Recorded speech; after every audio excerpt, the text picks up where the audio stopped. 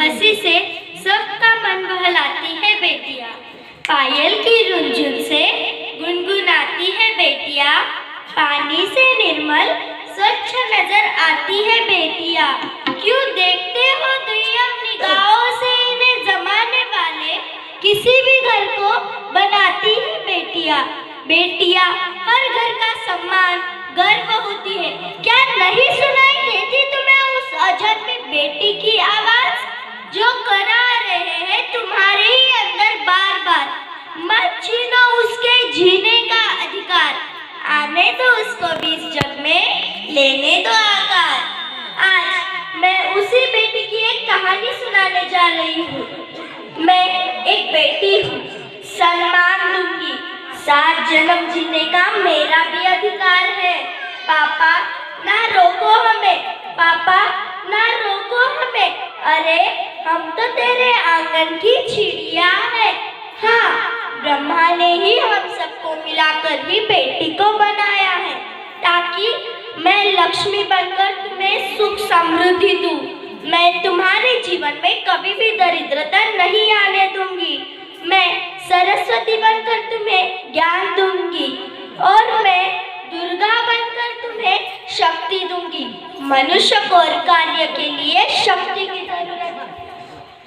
की जरूरत है, और वह शक्ति मैं तुम्हें दूंगी। मैं काली बनकर तुम्हारे दुखों का नाश करूंगी।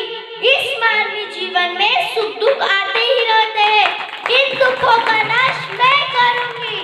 मैं ज्वाला बनकर तुम्हारे जीवन में रोशनी लाऊंगी।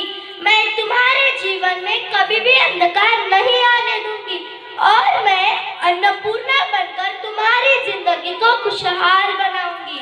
और तुमने हमारी जिंदगी को कोख में ही मार दिया।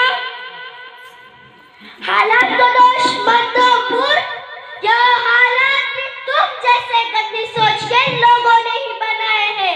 अगर इतना ही डर था तो अपनी माँ को क्यों नहीं मारा, अपनी बहन को क्यों नहीं मारा, अपनी बीवी को क्यों नहीं मारा? डर तुम्हें लगता था तो तुम करते, हमें क्यों मारा? बेटे के मुंह में बेटा तो वंश है, पर बेटी अंश है। बेटा आन है तो बेटी कुमान है, बेटा दवा है तो बेटी दुआ है, और बेटा भाग्य है तो बेटी भाग्य विधाता है। क्योंकि बेटा भी औरत की कोख से ही आता है ना, और तूने उसे ही मार दिया। हालात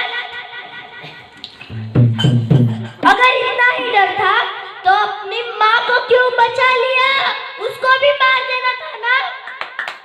बेटी को क्यों मारा?